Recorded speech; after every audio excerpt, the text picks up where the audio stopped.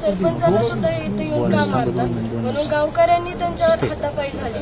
त्या दिवशीच त्यांची ओळख झाली आणि मग त्या दिवसापासून आता भेटायला पप्पा लातूरला येत होते आमच्याकडे. मग येत असताना त्यांनी एकदा दोनदा गाडीच्या पाठीमागे म्हणाले आणि ही घटना मग 9 तारखेला त्यांनी नाही फॅमिलीला काहीच माहिती नव्हतं. आता म्हणजे हे असं निघतंय की म्हणजे त्यांनी त्या 6 तारखेपासून ते त्यांच्या मागेच होते.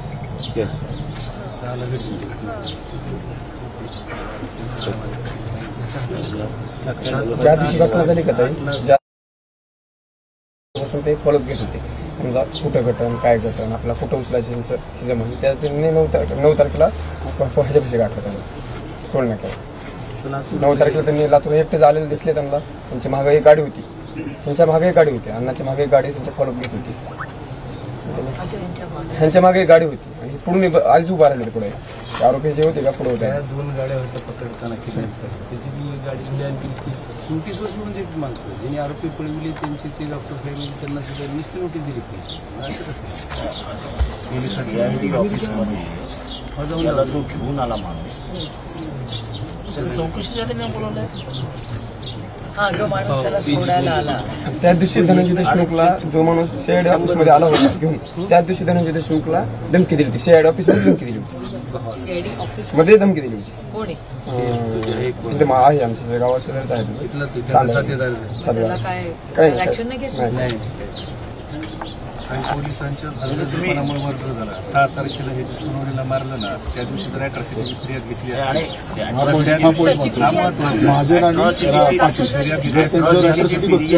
त्यांची पण तीच मागणी घटना घडली नसते. 6 तारखेला जर अॅट्रॉसिटी 6 तारखेला बसली असती 9 तारखेला झालं महाजन नावाचा दिवस बसून तरी पण अॅट्रॉसिटी एनसी घेतली. महाजन नावाचा जो अधिकारी आहे त्याच अधिकाऱ्यांनी वाल्मिक कराडला बापवंदळे म्हणून केस सोडवला.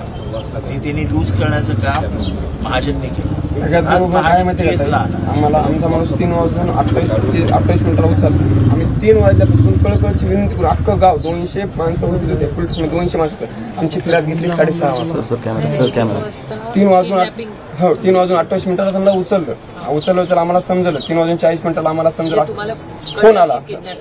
आम्ही आमच्या सोबत होतं गावातला माणूस सोबत असल्यामुळे आम्हाला समजलं. आम्ही पूर्ण हुडकायला पुन्हा आम्ही गेलात 3 वाजून 40 मिनिटाला पोलीस स्टेशनमध्ये गेलात. आमची 6 वाजेपर्यंत तक्रार घेतली नाही. आणि तक्रार घेऊन फक्त 15 मिनिटात जागे होऊन असे काही भेटणार नाही.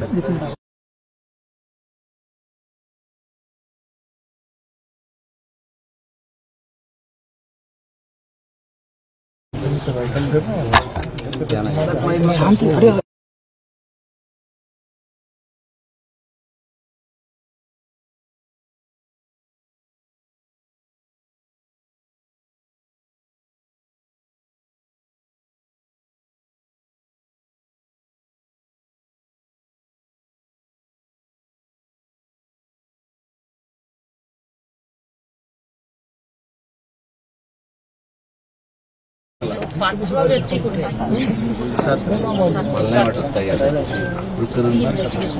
त्या भागातला असेल की सापडतच नाही कसं संदीप माणूस काय सापडत नाही आजकालच्या जगामध्ये.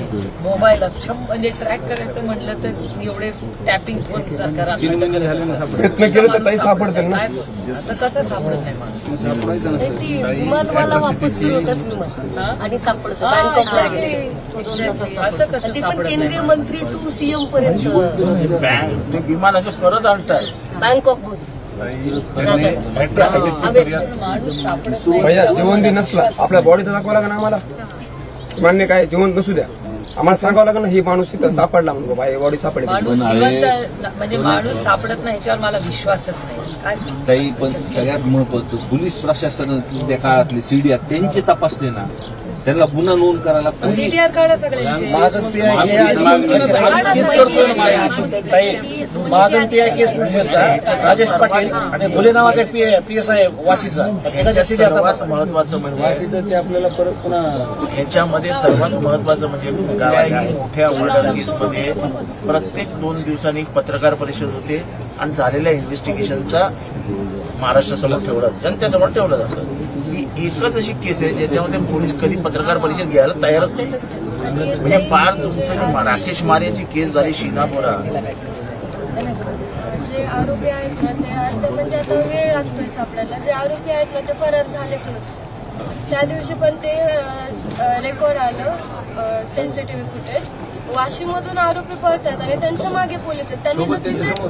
त्यांनी जर तिथेच पकडलं नसतं ना म्हणजे पकडलं असतं तर हे आरोपी आज इतक्या लांबपर्यंत गेले. आणि ज्यावेळेस यांनी सांगितलं डेड बॉडी इथे आहे म्हणून, आमच्या गावातल्या आधी जाण्याच्या अगोदर पोलिसांनी तिथे अँब्युलन्स बोलवली आणि ती अँब्युलन्स आता केजकडे आणायची ना त्यांनी, कारण की केजमध्ये सरकारी ऑफिस आहे.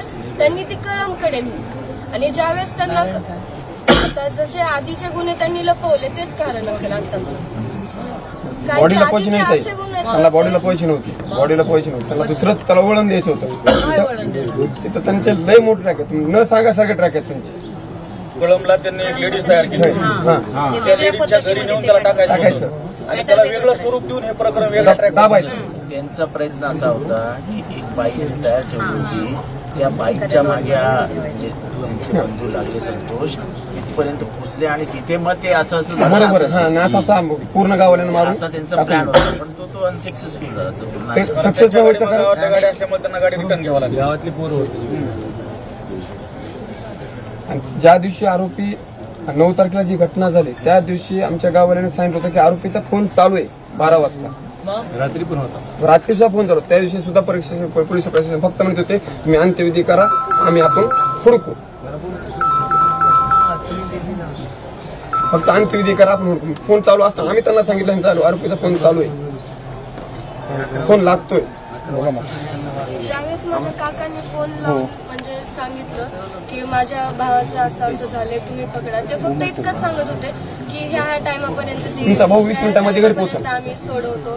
म्हणजे ज्यापर्यंत आमच्या हातात डेड बॉडी येत नव्हती तोपर्यंत माझा चाचा त्यांना कॉल करून विचारत होता तुम्ही कधी 36 कॉल कधी आणू. म्हणजे तेव्हा ते सांगत होते 20 मिनिटात आणून सोडतो, 10 मिनिटात आणून सोडतो. इथपर्यंत आले.